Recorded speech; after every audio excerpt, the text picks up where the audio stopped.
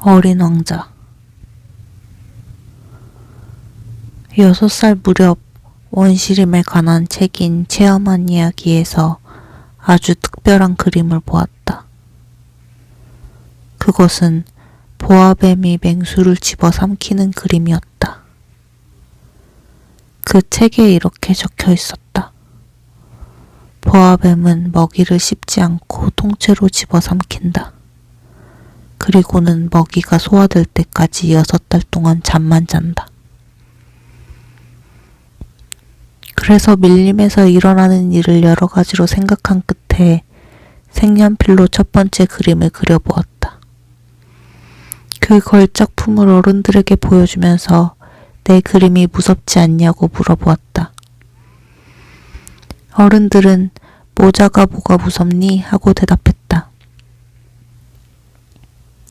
사실 그것은 모자가 아니고 보아뱀이 코끼리를 소화시키고 있는 그림이었다. 그래서 이번에는 어른들이 알아볼 수 있도록 보아뱀의 뱃속을 그려주었다. 어른들은 언제나 설명을 들려주어야 한다. 어른들은 속이 보이든 안 보이든 보아뱀 그림은 집어치우고 차라리 지리, 역사, 산수와 문법에 취미를 붙이는 것이 좋다고 충고했다. 그래서 나는 6살 무렵에 훌륭한 화가의 꿈을 포기해버리고 말았다. 첫 번째 그림과 두 번째 그림이 성공을 거두지 못해 크게 실망했던 것이다. 어른들은 스스로는 아무것도 이해하지 못한다. 어른들에게 일일이 설명해줘야 한다는 것은 어린 나로서는 버거운 일이었다. 결국 나는 다른 직업을 선택해야 해서 비행기 조종법을 배웠다. 그리고는 전 세계를 날아다녔다. 지리 공부가 많은 도움이 되었다. 한번 척 보면 중국과 애리조나를 구별할 수 있었던 것이다. 그것은 밤에 길을 잃었을 때 아주 유용했다.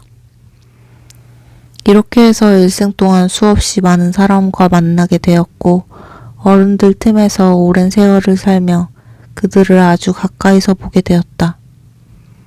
그렇다고 해서 그들을 좀 더 훌륭한 사람으로 보게 된 것은 아니었다. 가끔 명석해 보이는 사람을 만나면 늘 마음속에 간직하고 있던 첫 번째 그림으로 그 사람을 시험해 보았다. 그러나 그때마다 모자군 하는 대답이 돌아왔다. 그러면 나는 보아뱀이니 원시림이니 별 이야기를 그만두고 그들이 알아들을 수 있게 브릿지, 골프, 정치, 넥타이 같은 화제를 꺼냈다. 그러면 그들은 매우 똑똑하고 착실한 사람을 알게 되었다며 몹시 기뻐했다. 그래서 나는 마음을 털어놓고 이야기할 상대도 없이 혼자 살아왔다. 6년 전 사하라 사막에서 내 비행기가 고장을 일으키기 전까지 말이다. 그때 내 비행기는 엔진에 결함이 있었는데 그 어려운 수리를 나 혼자 해야 했다. 그것은 생사의 문제였다. 고작 7일 동안 마실 물만 남아있었다. 첫날 저녁 사람들이 사는 곳으로부터 수천 마일이나 떨어진 모래밭에서 잠들게 되었다. 넓은 바다 한가운데서 뗏목을 타고 표류하는 사람보다 더 외로운 신세였다. 그러니 해가 뜰 무렵에 낯선 목소리를 듣고 잠이 깼을 때 얼마나 놀랐겠는가. 그 목소리가 말했다. 양 한 마리만 그려줘. 뭐라고? 양 한 마리만 그려달라고. 나는 너무 놀라 벌떡 일어났다. 눈을 비비고 다시 보았는데 웬 아이가 진지한 표정으로 나를 보고 있었다. 여기에 내가 그린 것들 가운데 가장 근사한 그 아이 초상화가 있다. 물론 내 그림은 멋진 모델을 제대로 표현하지 못했다. 그러나 그것은 내 탓이 아니다. 6살 무렵 어른들 때문에 화가의 꿈을 접고 그림이라고는 보아뱀밖에 그려보지 못했기 때문이다. 그때 나는 깜짝 놀라서 헛개비처럼 서 있는 아이를 쳐다보았다. 이 어린 친구는 사막 한가운데서 길 잃은 아이 같은 구석이라고는 전혀 없었다. 나는 겨우 말문을 열었다. 그런데 넌 거기서 뭘 하고 있니? 그 아이는 무슨 중대한 일인 것처럼 같은 말을 되뇌었다. 부탁이야. 나에게 양 한 마리만 그려줘. 너무 신기한 일을 당할 때는 그것을 감히 거역하지 못하게 된다. 사람 사는 곳에서 수천 마일이나 떨어져 언제 죽을지 모르는 때에 참 엉뚱한 짓이라는 생각이 들었지만 나는 어느새 주머니에서 종이 한 장과 만년필을 꺼내고 있었다. 그때 문득 내가 공부한 것이라곤 지리, 역사, 산수, 문법 같은 것들 뿐이라는 생각이 떠올라 그림을 그릴 줄 모른다고 말했다. 그러나 그 아이는 이렇게 대답했다. 괜찮아. 나에게 양 한 마리만 그려줘. 나는 양을 그려본 일이 없었기 때문에 그릴 줄 아는 두 가지 그림 중 하나를 그리기로 했다. 속이 보이지 않는 보아뱀 그림이었다. 그런데 그 어린 친구는 이렇게 말했다. 아니야. 내가 언제 뱃속에 코끼리가 들어있는 보아뱀을 그려달랬어?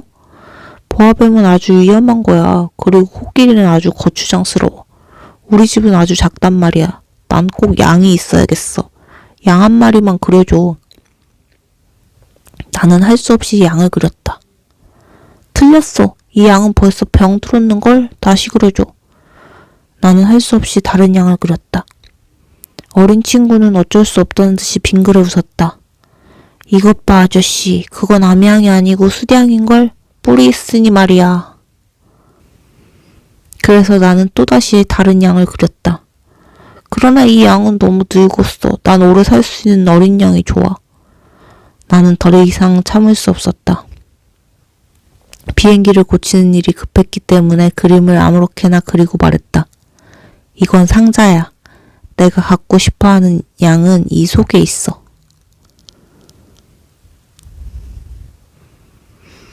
그랬더니 뜻밖에도 어린 친구의 얼굴이 환해졌다. 이게 바로 내가 갖고 싶었던 그림이야. 아저씨, 이 양은 풀을 많이 줘야 할까? 왜 그런 걸 묻니? 우리 집은 아주 작으니까 말이야. 그거면 넉넉해. 아주 작은 양이니까. 어린 친구는 머리를 숙여 그림을 들여다보더니 말했다. 그렇게 작지도 않은데 뭐. 양이 잠들었네? 이렇게 나와 어린 왕자의 만남은 시작되었다.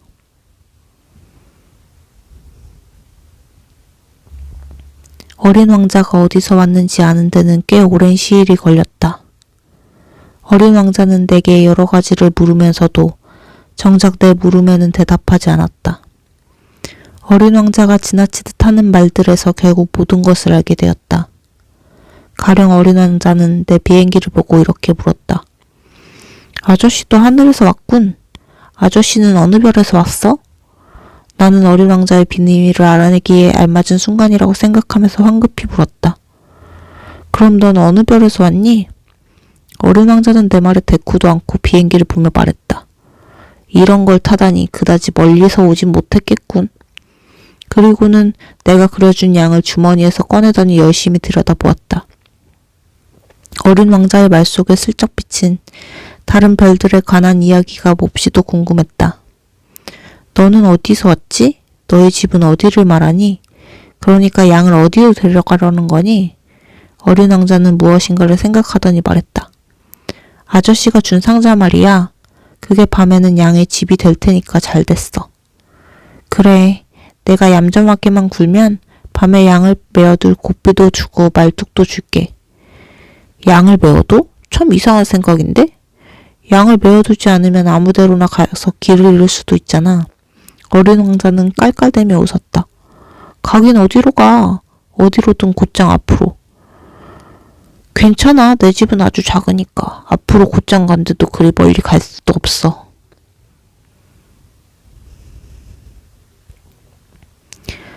그래서 나는 또 한 가지 중요한 사실을 알게 되었다. 어린 왕자가 사는 별은 집 한 채보다 조금 클까 말까 하다는 것이다. 사실 놀랄 일은 아니었다.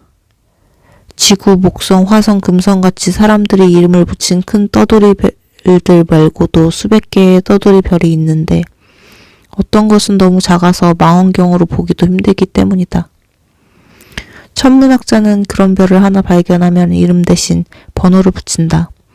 예를 들면 소옥성 3251이라고 부르는 것이다. 나는 어린 왕자가 살던 별이 소옥성 B612호라는 생각이 들었다. 거기에는 믿을 만한 근거가 있다. 그 혹성은 1909년에 터키 천문학자가 딱 한 번 망원경으로 발견했다. 이 천문학자는 국제천문학회에서 자기가 발견한 것을 증명해 보였다. 그러나 그가 입은 옷 때문에 아무도 그의 말을 믿지 않았다. 어른들이 하는 짓이란 모두 이렇다. 다행히도 B612호 소옥성의 이름이 묻히지 않을 일이 일어났다. 터키의 어떤 독재자가 국민들에게 양복을 입지 않으면 사형에 처한다고 했던 것이다. 그러자 이 천문학자는 1920년에 멋진 양복을 입고 다시 증명을 해보였다. 그랬더니 이번에는 모두가 그의 말을 믿었다. 내가 소옥성 B612호에 관해 번호까지 알려주는 것은 어른들 때문이다. 어른들은 숫자를 좋아한다. 새로 사귄 친구 이야기를 하면 어른들은 제일 중요한 것에 대해서는 묻지 않는다. 가령 그 친구의 목소리가 어때? 무슨 장난을 좋아하지? 곤충 채집을 하니? 이렇게 말하는 일은 절대 없다. 몇 살이야? 형제가 몇이지? 몸무게가 얼마야? 그 아이의 아버지는 얼마나 벌어? 이렇게 묻는다. 만약 창틀에는 제라늄이 피어있고 지붕 위에서는 비둘기들이 놀고 있는 아름다운 붉은 벽돌집을 보았다라고 말하면 어른들은 그 집이 어떻게 생겼는지 상상조차 못한다. 10만 프랑짜리 집을 보았어요 라고 해야 어른들은 야, 참 훌륭하구나 하고 소리친다. 그래서 어린 왕자는 아주 순수하고 잘 웃고 양을 갖고 싶어 했어요. 바로 그런 것이 그 친구가 세상에 있었던 증거지요. 누가 양을 가지고 싶어 한다면 그건 그 사람이 이 세상에 있다는 증거예요 라고 어른들에게 말하면 그들은 어깨를 으쓱하며 우리를 어린아이로 볼 것이다. 그러나 어린 왕자가 떠나온 별은 B612호 소옥성입니다 라고 하면 어른들은 알아들을 것이고 또 여러 가지 질문으로 귀찮게 하지도 않을 것이다. 어른들이란 원래 그렇다. 그렇다고 어른들을 나쁘게 생각해선 안 된다. 어린이는 어른들을 너그럽게 봐줘야 한다. 그러나 인생을 이해하는 우리는 숫자 같은 것은 대수롭게 여기지 않는다. 나는 이 이야기를 동화처럼 시작하고 싶었다. 옛날에 저보다 조금 더 클까 말까 한 별에 사는 어린 왕자가 있었습니다. 그 왕자는 친구가 그리웠습니다. 왜냐하면 나는 사람들이 이 책을 아무렇게나 읽어치우는 것이 싫었기 때문이다. 그 친구와의 추억을 이야기하려면 서러움이 북받쳐 오른다. 그 친구가 양을 데리고 떠난 지 벌써 6년이 지났다. 그 모습을 여기에 그리려는 것은 그를 잊고 싶지 않기 때문이다. 친구를 잊어버린다는 것은 슬픈 일이다. 누구나 다 친구를 가진 것은 아니다. 그리고 나도 숫자밖에는 흥미가 없는 어른들처럼 될 수 있다. 내가 그린 물감 상자와 연필들을 산 것도 이것 때문이었다. 그림이라고는 6살 때 보아뱀밖에 그려본 적이 없는 내가 이 나이에 그림을 다시 시작한다는 것은 힘든 노릇이다. 물론 되도록 비슷하게 초상화를 그려볼 것이다. 그러나 꼭 성공하리라고는 생각지 않는다. 키가 조금 틀린다든가 여기는 어린 왕자가 너무 크고 저기는 너무 작다든가 옷 색깔도 맞는지 망설여진다. 그러나 더듬거리더라도 그려보려 한다. 내 친구는 설명이라고는 해준 적이 없었다. 아마 내가 자기와 같은 줄로 생각했던 모양이다. 그러나 나는 불행하게도 상자 속에 든 양을 꿰뚫어 보지 못한다. 아마 나도 조금은 어른들과 비슷한지 모른다. 아마 늙었나 보다. 별, 출발, 여행에 대해 조금씩 알게 되었다. 스치듯 지나가는 어린 왕자의 말들 속에서 알게 된 사실이었다. 사흘째 되던 날 바오밥 나무의 비극을 알게 된 것도 그랬다. 이번에도 양의 덕택이었다. 양이 작은 나무를 먹는다던데 정말 그래? 응. 야, 잘됐다. 그러니까 바오밥 나무도 먹지? 나는 어린 왕자에게 코끼리 한 떼를 몰고 간다고 해도 바오밥 나무 한 그루를 먹어치우지 못할 거라고 말해주었다. 어린 왕자는 코끼리 떼라는 말을 듣고 웃으며 말했다. 코끼리들을 모두 포개놓아야겠네. 그러나 어린 왕자는 영특하게도 이런 말을 했다. 바오바브 나무도 크기 전엔 작은 나무였지? 맞아. 그런데 왜 양이 바오바브 나무를 먹었으면 하지? 아이 참. 어린 왕자는 설명할 필요도 없다는 듯이 대답했다. 그래서 나는 혼자 이 수수께끼를 푸느라고 여간 머리를 쓰지 않으면 안 되었다. 어린 왕자의 별에도 좋은 풀과 나쁜 풀이 있었으며 그 풀에는 좋은 씨와 나쁜 씨가 있었던 것이다. 그러나 씨는 보이지 않는다. 땅속에서 자고 있다가 그 중에 하나가 깨어나 기지개를 켜고 조그맣고 예쁜 싹을 내민다. 그런데 무나 장미나무의 싹이라면 마음대로 자라게 내버려둘 수 있지만 나쁜 풀일 땐 곧 꼽아버려야 한다. 어린 왕자의 별에도 무서운 씨가 있었으니 바로 바오밥 나무의 씨였다. 그 별은 바오밥 나무와 씨앗 투성이었다. 그런데 바오밥 나무는 자칫 손을 늦게 쓰면 영영 없애버릴 수가 없게 된다. 그놈들은 별 전체를 차지하고 뿌리로 구멍을 파놓는다. 별이 너무 작아서 바오밥 나무가 너무 많아지면 별은 터지고 만다. 어린 왕자는 나중에 이런 말을 했다. 그건 규칙이야. 아침에 몸단장을 하고 나서 별의 몸단장도 꼼꼼히 해줘야 해. 그리고 장미나무와 구별할 수 있게 되면 바로 바오밥 나무를 뽑아버려야지.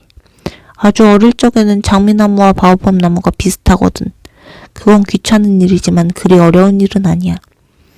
그러고는 우리 땅에 사는 어린이들이 잊지 않도록 그림을 그려달라고 했다. 어린이들이 어느 때고 여행할 때 필요할 거야. 할 일을 나중으로 미루는 것이 괜찮을 때도 있지만 바오밥 나무의 경우에는 다르거든.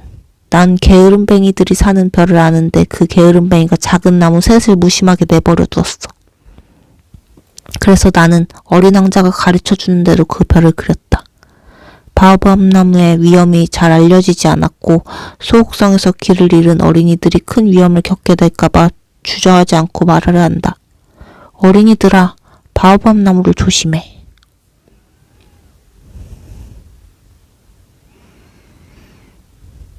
나는 이렇게 해서 조금씩 어린 왕자의 쓸쓸한 생활을 알게 되었다. 어린 왕자는 해질녘 풍경을 보는 즐거움밖에 없었다는 걸 넷째 날 아침에 알았다. 나는 해지는 풍경이 좋아. 우리 해지는 거 보러 가자. 기다려야 해. 뭐 기다려? 해가 지길 기다려야 한단 말이야. 어린 왕자는 고개를 갸우뚱하더니 웃음을 터뜨렸다. 난 아직도 우리 집에 있는 줄로 알았어. 누구나 다 아는 것처럼 미국이 정오일 때 프랑스에서는 해가 진다. 프랑스로 단숨에 달려간다면 해지는 광경을 볼 수 있을 것이다. 그러나 불행하게도 프랑스는 너무 멀리 떨어져 있다. 그러나 조그마한 어린 왕자의 별에서는 의자를 몇 발짝만 뒤로 옮기면 해지는 풍경을 볼 수 있었다. 그래서 보고 싶을 때마다 구경할 수 있었다. 어느 날 나는 해가 지는 걸 43번이나 구경했어. 쓸쓸할 땐 해지는 풍경을 구경하고 싶어져. 그럼 43번이나 구경한 날은 그렇게도 쓸쓸했니? 그러나 어린 왕자는 아무 말도 하지 않았다. 5째 날은 양 이야기 덕분에 어린 왕자의 생활에 관한 비밀도 알게 되었다. 어린 왕자는 오랫동안 고민했던 문제를 갑자기 해결한 듯 말을 꺼냈다. 양이 말이야. 작은 나무를 먹으면 꽃도 먹을 테지? 양은 닥치는 대로 무엇이든 먹지. 가시도 친 꽃도 먹어? 그럼 가시도 친 꽃도 먹고 말고? 그럼 가시는 무슨 소용이 있어? 나는 그때 그 뜻을 미처 알아차리지 못했다. 기관의 볼트가 너무 꽉 막혀 있어서 그것을 빼보려고 골몰하던 중이었다. 비행기 고장이 생각보다 심각한 듯했고 또 물도 얼마 남지 않아서 마음이 무척 불안한 상태였다. 그럼 가시는 왜 있는 거지? 어린 왕자는 한번 물어보면 절대로 그냥 지나치는 일이 없었다. 나는 기관에 박힌 볼트에 너무 집착한 나머지 아무렇게나 대답했다. 가시는 아무 소용 없는 거야. 꽃이 고약해서 그런 거야. 그래? 어린 왕자는 잠시 묵묵히 있다가 원망스러운 듯 말했다. 그렇지 않아. 꽃들은 약하고 순진해. 꽃들은 그렇게라도 자신을 지키는 거야. 가시가 있으니까 저희들이 아주 무서운 물건을 가진 듯이 생각하는 거야. 나는 아무 대답도 하지 않았다. 그때 나는 이런 생각을 하고 있었다. 요놈의 볼트가 끝까지 버틴다면 망치로 두들겨서 튀어나오게 해야지. 어린 왕자는 다시금 내 생각을 가로막았다. 그럼 아저씨도 그렇게 생각하는 거야? 꽃들이 제발 그만해. 난 되는 대로 대답한 거야. 난 지금 중대한 일을 하고 있다고. 어린 왕자는 깜짝 놀라서 나를 쳐다보았다. 중대한 일? 시커먼 기름투성이 손에 망치를 들고 괴상하게 생긴 물체에 몸을 구부리고 있는 나를 보다가 어린 왕자가 말했다. 아저씨는 어른들처럼 말하는군. 이 말을 듣고 나는 조금 부끄러웠다. 아저씨는 모든 것을 혼동하고 있는 거야. 모든 걸 뒤죽박죽으로 만들고 있어. 어린 왕자는 잔뜩 화가 나 있었다. 어느 별에는 얼굴이 시뻘건 어른이 살고 있어. 그는 꽃향기를 맡아본 일도 없고 별을 본 일도 없어. 누구를 사랑해본 일도 없고 계산밖에는 하지 않아. 온종일 아저씨처럼 나는 중대한 일을 하는 사람이야 하고 중얼거리지. 잔뜩 거드름만 피우고 말이야. 그렇지만 그는 사람이 아니고 버섯이야. 뭐라고? 버섯이란 말이야. 어린 왕자는 이제 분노로 얼굴이 하얗게 질려 있었다. 꽃들은 수백만 년 전부터 가시를 만들고 있어. 양들이 꽃을 먹는 것도 수백만 년 전부터야. 그러면 어째서 아무 소용도 없는 가시를 만드느라고 꽃들이 그렇게 고생하는지 알아보려고 하는 게 중요한 일 아니겠어? 꽃과 양의 전쟁은 큰일이 아니야? 바로 그것이 시뻘건 뚱뚱보 아저씨의 계산보다 더 중요하고 급한 일이야? 그리고 내 별에만 있는 이 세상에 단 하나밖에 없는 꽃을 내가 알고 있는데 어린 양이 어느 날 그 아침 그 꽃을 단번에 먹어 없애버릴 수가 있다면 그래 그것이 중요한 일이 아니야? 어린 왕자는 얼굴이 새빨개져서 다시 말했다. 누가 수많은 별 중에 하나밖에 없는 꽃을 사랑한다면 별들만 쳐다봐도 행복한 거야. 저기 어디에 내 꽃이 있겠지 하고 생각하거든. 그렇지만 양이 그 꽃을 먹어봐. 그렇다면 그에게는 모든 별이 갑자기 빛을 잃는 것과 같아. 어린 왕자는 더 말을 잇지 못하고 갑자기 흐느끼기 시작했다. 해는 이미 진 뒤였다. 내 손에는 연장이 쥐어져 있지 않았다. 나는 망치나 볼트, 갈증이나 죽음을 우습게 생각하고 있었다. 나는 어린 왕자를 안고 토닥이며 말했다. 내가 사랑하는 꽃은 위험에 빠져있지 않아. 내 양에게 굴레를 그려줄게. 그리고 더 이상 무슨 말을 해야 할지 알 수가 없었다. 내가 무척 서툴다는 마음이 들었다. 어떻게 해야 어린 왕자의 마음을 감동시키고 마음을 다독일 수 있을지 알 수 없었다.